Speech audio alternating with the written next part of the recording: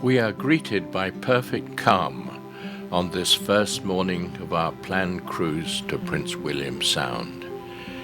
We tour the shoreline in the tender. Delicate spears of grass sprout from a nearby bank.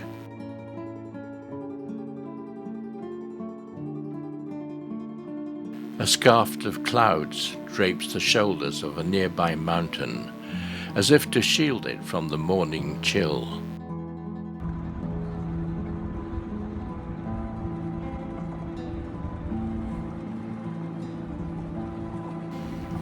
Rocks of bewildering variety line the shore. Tangled branches form ecosystems for living organisms sharing this fragile environment. The infinite variety is a feast for curious eyes.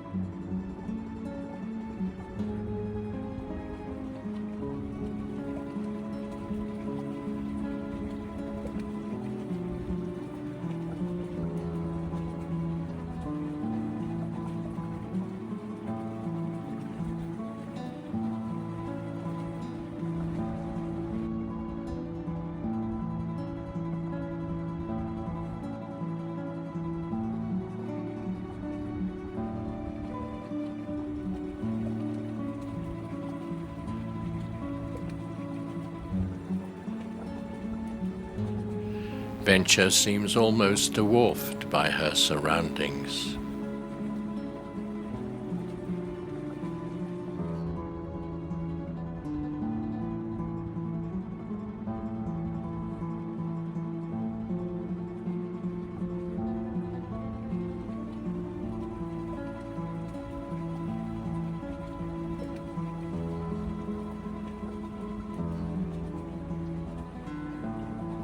Back on board, Chris and Christine plan our route through the maze of islands, fjords, and glaciers. Right here, East Twin and West Twin, we can kind of go around and take a check out with the tender, but that gives us a good jumping off spot to any of the glaciers here. Yeah.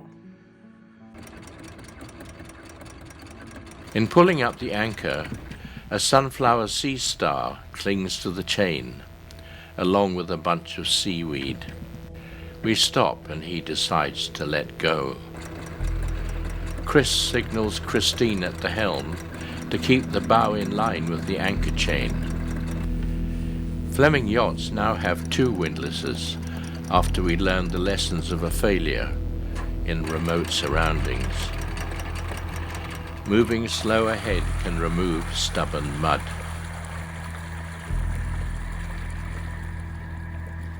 The anchor will self-launch when released, and a safety line is essential.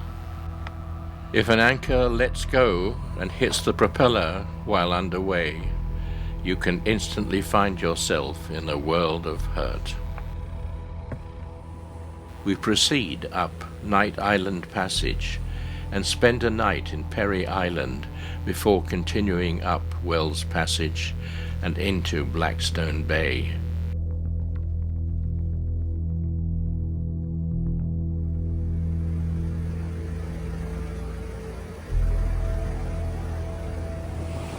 Caution is needed in the vicinity of retreating glaciers.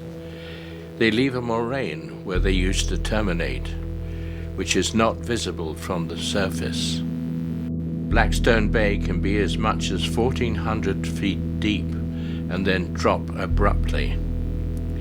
The shallows are shown in blue on this chart. The depth in the unmarked navigation channel is only 19 feet, or about 5 meters. close attention must be paid to the charts.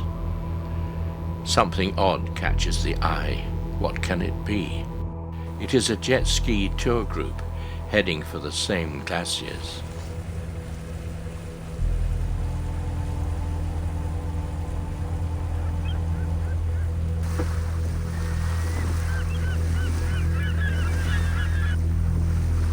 First Lawrence and then Blackstone glaciers come into view.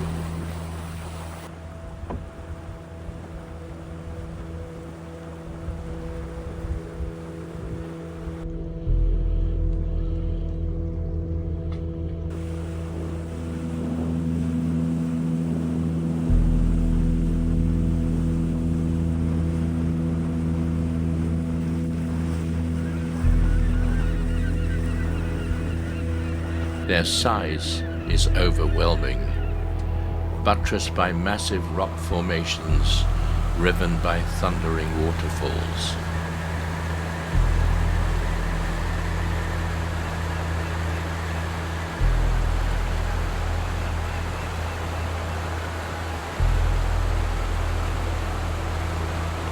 We catch up with the jet ski group. They are well exposed to the environment and give scale to the magnificent surroundings.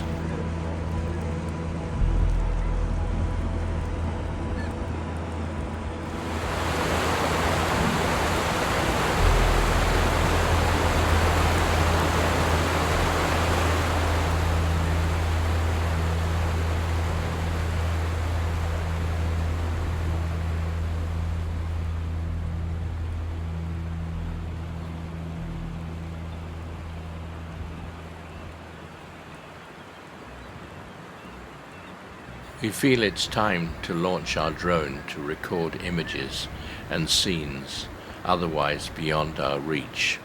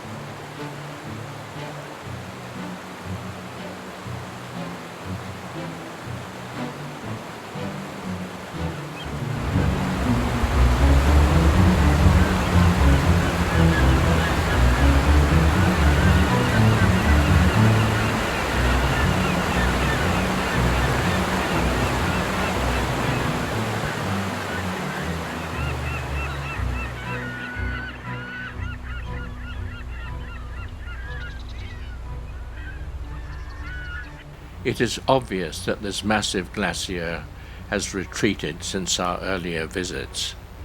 It no longer carves into the water, but onto solid ground.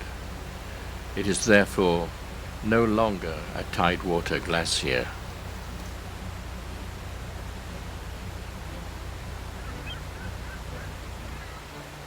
The scene is so magnificent, it is hard to tear ourselves away.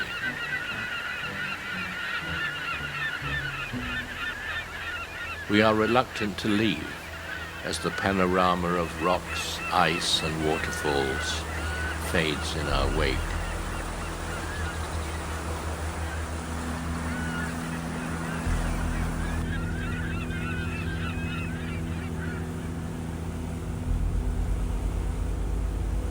Flocks of birds bid us farewell.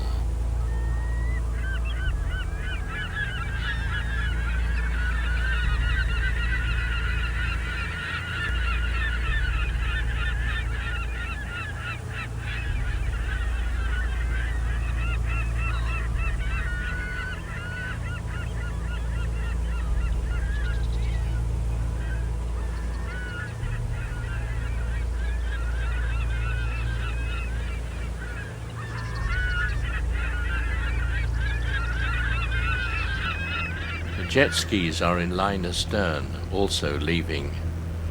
This area lies within reach of the town of Whittier, which is itself within train and driving distance of Anchorage.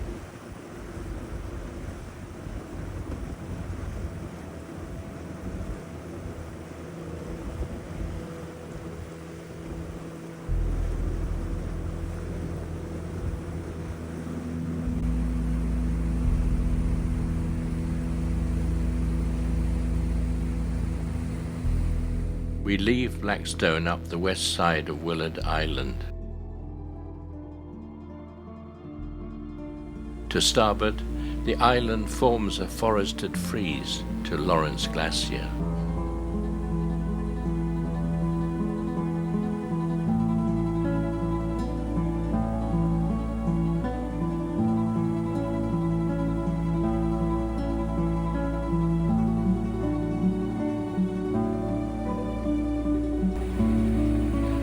Port, precipitous mountains, laced with countless spidery streams and waterfalls, disperse into the fjord.